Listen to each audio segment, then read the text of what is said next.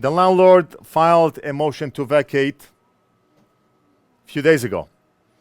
If you have watched the previous video, I filed a lawsuit against our commercial landlord where he did not refund back our initial security deposit that we gave to him when we signed the lease.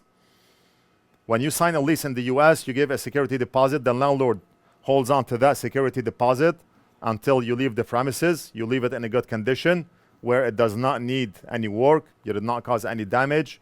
You did not take the premises with carpet and then you left with the premises with ripped carpets, or you did not take the premises that had 3 walls, and when the landlord came to check on the premises, when it was time for you to leave, he discovered that there's only 1 wall and not 3 walls. In that case, they can use your security deposit to fix whatever damages you created in that warehouse. We gave the warehouse to the landlord in a perfect condition, and the landlord refunded almost half of our security deposit, claiming that they had a new security team, and the new security team costed them more money. I went over this in the last video. You can watch it, and you can learn a lot from that video. We filed a lawsuit. We served the landlord, the company, not anybody specific, but the company. And we sent the evidence to the company, and we uploaded the evidence online. When it was time for the hearing, the landlord or no agent of that company showed up. The judge heard my case. I showed her the evidence. I showed her why the landlord owes us money, and she ruled in my favor. 29 days later, the landlord filed SC-135 motion to vacate. He want to cancel that judgment and start a new hearing. And the reason for the motion to vacate, as he have filed in SC-135, is because he was outside the country and he filed for an extension. We are not suing any specific individual. We are suing the company, an LLC entity. There is absolutely no reason why an LLC entity cannot send an agent to the hearing.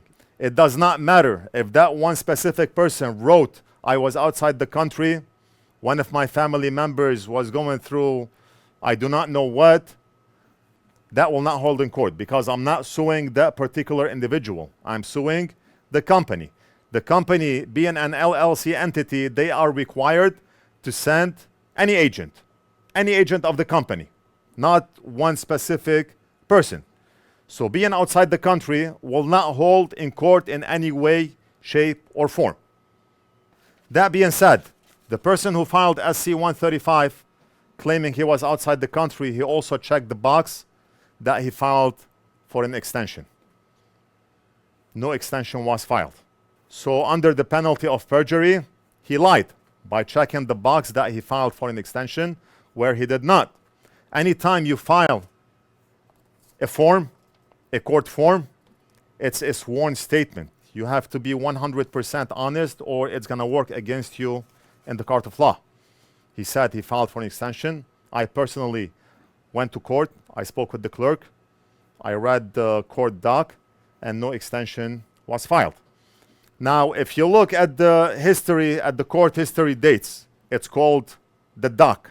The company filed for remote appearance. So they knew about the court, they were served, and they filed for remote appearance. Again, this is against them because they knew about the court date and they decided not to show up.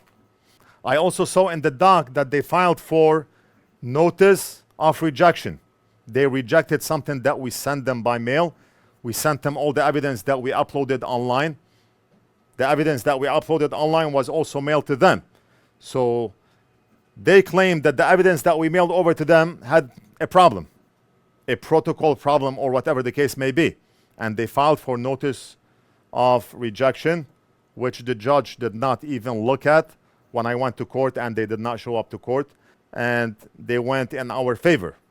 Now, this being a motion to vacate, the only thing the judge want to hear is, why were you not able to show up to court? Why did the company not able to send an agent to court?